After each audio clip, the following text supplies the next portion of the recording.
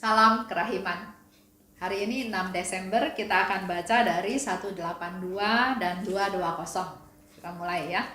Dalam nama Bapa dan Putra dan Roh Kudus. Amin. 182. Aku tahu bahwa sejumlah orang memiliki bakat istimewa untuk menyakiti orang lain. Mereka berusaha sekuat mungkin untuk mencobai kamu. Jiwa malang yang jatuh ke dalam tangan mereka akan serba salah. Usaha-usahanya yang paling baik pun dikritik dengan penuh dengki. Malam Natal. Hari ini aku bersatu erat dengan Bunda Allah. Aku merasakan perasaan-perasaan batinnya. Pada petang hari sebelum upacara pemecahan oplatek, aku pergi ke kapel untuk berbagi oplatek. Dalam roh dengan orang-orang yang kucintai, dan aku minta kepada Bunda Allah rahmat bagi mereka. Rohku sepenuhnya terbenam di dalam Allah. Dalam misa malam bersama Pasterka, yaitu misa para gembala, aku melihat kanak-kanak Yesus di dalam hosti dan rohku terbenam di dalam dia. Meskipun ia itu anak yang kecil, keagungannya meresapi jiwaku. Aku sungguh diresapi oleh misteri ini. Inilah perendahan diri yang luar biasa dari pihak Allah. Penghampaan diri yang tak terselami. Perasaan-perasaan ini terus hidup dalam jiwaku sepanjang pesta Natal. Oh, kita tidak akan pernah memahami perendahan diri yang luar biasa dari pihak Allah ini. Semakin aku memikirkannya. Permenungan tidak dilanjutkan. 220. Sejenak di hadapan sakramen Maha Kudus. Oh Tuhan dan penciptaku yang kekal, bagaimana aku harus bersyukur kepadamu atas rahmat yang besar ini, yakni bahwa Engkau telah berkenan memilih aku yang papa ini menjadi mempelaimu, dan Engkau menyatukan aku dengan Engkau sendiri dalam ikatan yang kekal. Oh harta jiwaku yang terkasih, aku mempersembahkan kepadamu seluruh adorasi dan syukur para kudus dan semua paduan suara malaikat, dan aku menyatukan diriku secara istimewa dengan bundamu.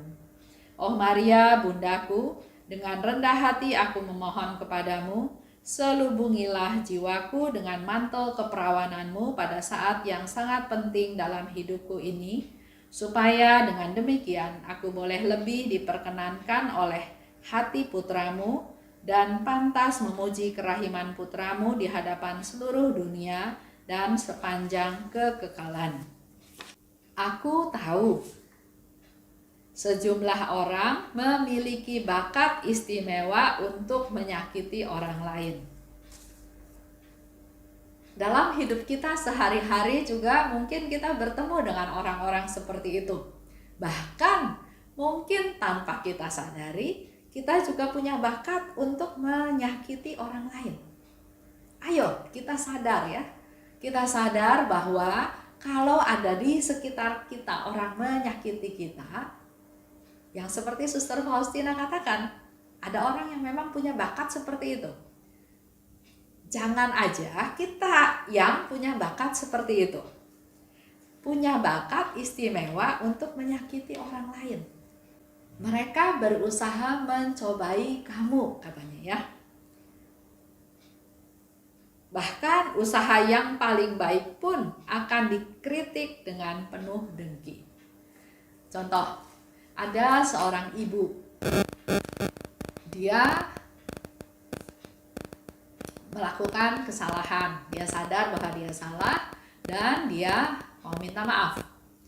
Tapi orang yang berkaitan tersebut enggak menganggap ini sesuatu yang murni, yang jujur barangkali ya. Dianggapnya pura-pura. Dianggapnya cuma mau show seolah-olah rendah hati, padahal enggak, katanya gitu ya. Ada bakat orang-orang menyakiti orang lain. Jadi kalau kita bertemu dengan orang yang menyakiti hati kita, kita nggak usah kecewa, kita nggak usah kesel, karena memang ada orang yang berbakat seperti itu. Kita jangan peduli sama dia, tapi andalkan Tuhan, mengandalkan Tuhan, mencari Tuhan, mencari kekuatan perlindungan dari Tuhan. Jadi saya katakan kepada ibu tersebut, kalau kamu sadar kamu salah, ya kamu berusaha minta maaf. Kalau orang yang dimintain maaf nggak mau tahu, nggak mau dengar, ya sudah, kita juga nggak bisa paksa dia ya. Yang penting sudah ada niat dari kita untuk meminta maaf. Mungkin dengan telepon, mungkin dengan datang. Kalau sekarang mungkin pandemi ya, nggak mungkin datang.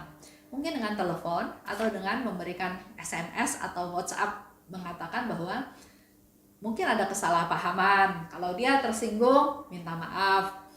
Kalau bisa ketemu atau diklarifikasi. Tapi kalau dia nggak mau, kita nggak bisa paksa. Nggak bisa paksa orang itu harus mendengarkan penjelasan kita. Bahkan kalau Suster Faustina katakan, walaupun saya dicurigai, walaupun saya disalahpahami, saya nggak berusaha menjelaskan. Saya meminta maaf. Dan biar mudah yang mencari klarifikasi tersebut. Tapi saya, Suster Faustina katakan, dia nggak membela diri. Jadi langkah terutamanya adalah bahwa saya sadar, kalau saya salah, ya saya minta maaf. Karena setiap manusia itu berdosa, bersalah, nggak mungkin suci, nggak pernah salah. Yang diperlukan di sini adalah sadar bahwa saya bersalah, saya minta maaf dan tidak melakukan lagi. Itu yang paling penting. Lanjut ya. Malam Natal. Bersatu erat dengan Bunda Allah. Sebelumnya pergi ke kapel untuk berbagi oplatek. Oplatek itu yang saya sudah jelaskan. Satu makanan penganan yang dibuat dari tepung gandum dan air dan dibagi-bagikan menjelang Natal.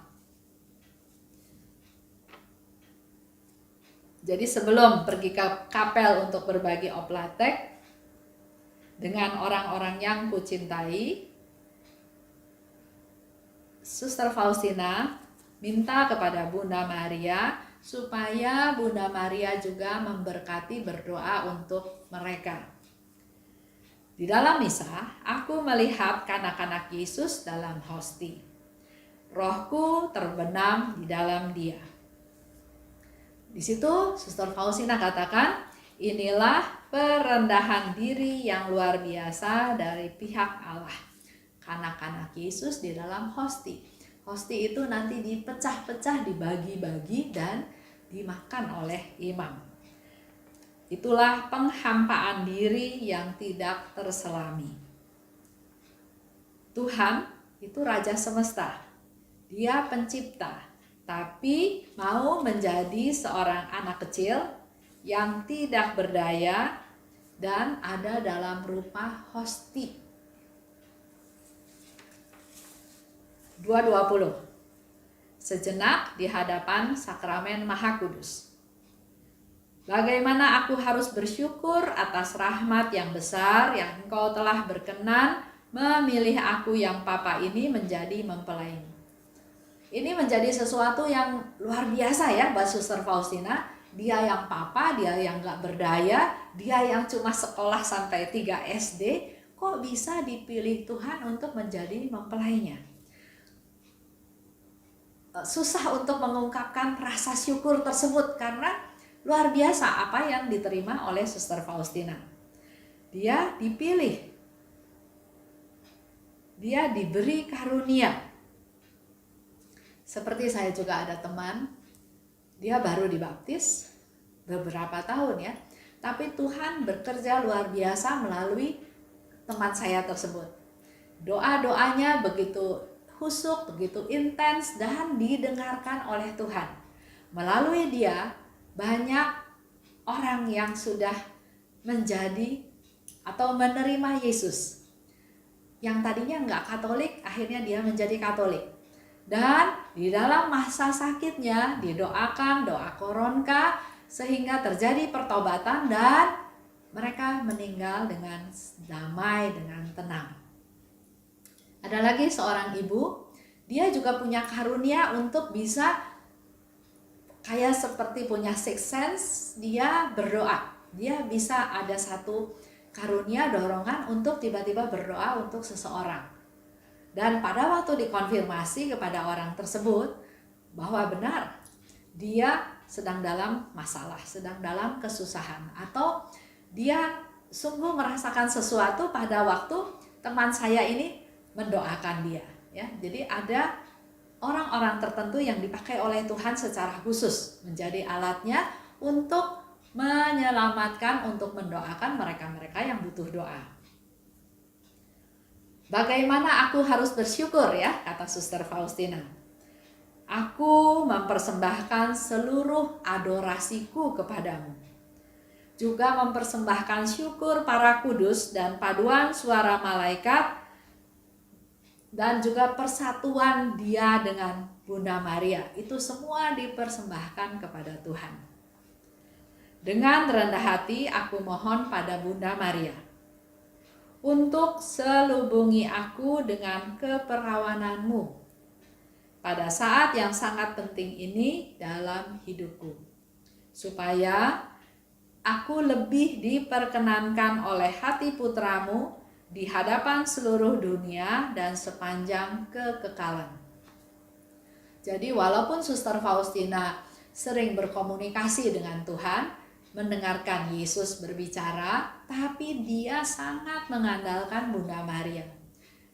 Ingat ya, Yesus di saat-saat terakhirnya di atas salib, dia memberikan pesan penting, yaitu memberitahukan kepada kita semua bahwa inilah ibumu. Dia memberikan Bunda Maria, ibunya Yesus sendiri, menjadi ibu kita semua. Dan kepada Bunda Maria, Yesus juga katakan, inilah anak-anakmu. Jadi itu hadiah yang luar biasa yang diberikan Yesus kepada kita semua. Kita tahu ya, peran ibu di dalam keluarga. Ibu yang mengandung, dia nggak tahu anaknya nanti akan jadi seperti apa, apakah akan berbakti, akan menyenangkan dia, atau akan menyusahkan dia, atau akan membuat dia menderita. Tapi hati seorang ibu, dia mau berusaha sedemikian rupa yang terbaik buat anak yang ada di dalam kandungannya. Dan Suster Faustina di sini minta kepada Bunda Maria supaya lebih diperkenankan oleh hati putramu di hadapan seluruh dunia dan sepanjang kekekalan. Dia mohon kepada Bunda Maria sebagai ibuku. Ibu kita juga sama ya dalam hidup kita sehari-hari. Kalau menghadapi masalah yang sudah berat, satu-satunya ya lari kepada ibu kita. Bercerita, berkeluh kesah, dan selalu ibu itu membela kita. Berdoa buat kita semua, menolong. Dia mau berkorban apa saja untuk anak-anaknya. Contoh ya, mama saya ya, umur 86. Dia kalau berdoa lama sekali, bisa 1 jam lebih setiap malamnya. Saya pernah tanya, "Mah, doa apa sih, Mah?" Mama bilang dia berdoa buat semua orang. Buat anak-anaknya ya, anaknya ada 6. Buat anak, buat mantu, buat cucu. Disebutin satu-satu, tempatnya juga disebutin di mana, bahkan untuk cicitnya. Juga untuk cucunya yang lagi sekolah di Amerika, untuk cucunya yang sekolah di Australia, untuk cucunya yang naik mobil merek tertentu, naik motor merek tertentu, dia berdoa dengan sangat khusyuk, dengan setia, setiap malam dia berdoa seperti itu. Luar biasa ya. Dia berdoa untuk kesehatan, untuk perlindungan, untuk kesuksesan, untuk rahmat-rahmat Tuhan yang dibutuhkan. Jadi sebetulnya kita pun bisa meneladan Suster Faustina.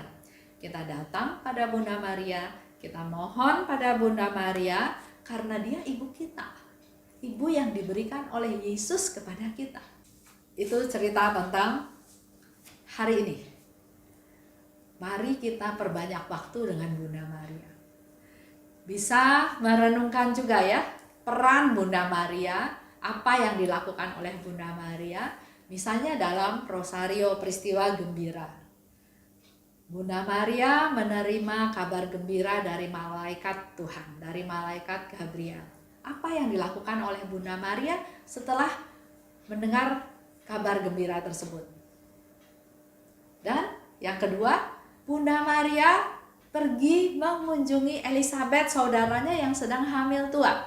Dia pun sedang hamil, tapi dia pergi, datang, berkunjung, bertemu, menghibur, bahkan membantu, karena Elizabeth juga sudah tua ya, mengandung di masa tua. Yang ketiga, Yesus lahir di Bethlehem. Apa yang dilakukan oleh Bunda Maria sebagai ibu Yesus? Dia melahirkan di palungan. Kita ingin melahirkan anak di tempat yang spesial, yang istimewa ya, berikan yang terbaik. Tapi Bunda Maria cuma bisa ditampung di kandang karena penginapan udah penuh. Dan di masa kecilnya Yesus, dia masih harus mengungsi ke Mesir karena Herodes mau membunuh bayi-bayi yang lahir. Memelihara, menjaga Yesus di negeri orang. Itu juga ada perjuangan yang harus dilakukan oleh Bunda Maria.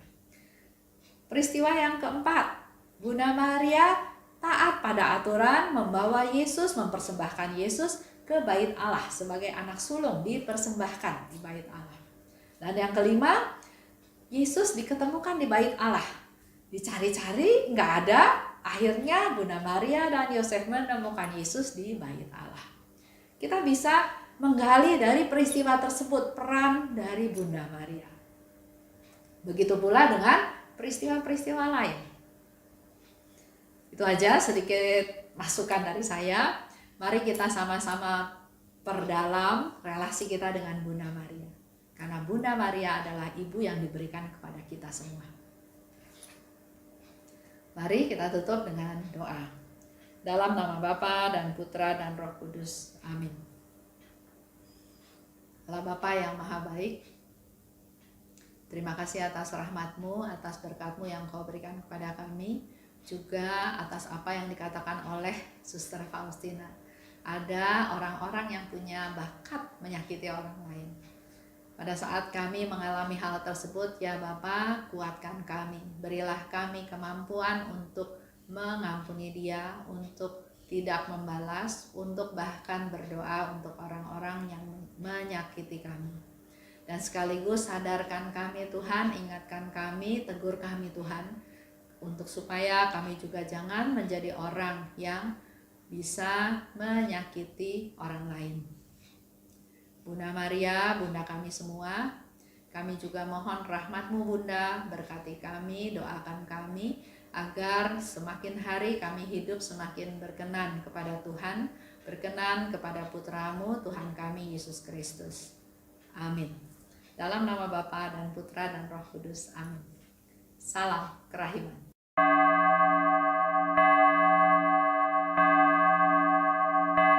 Hatiku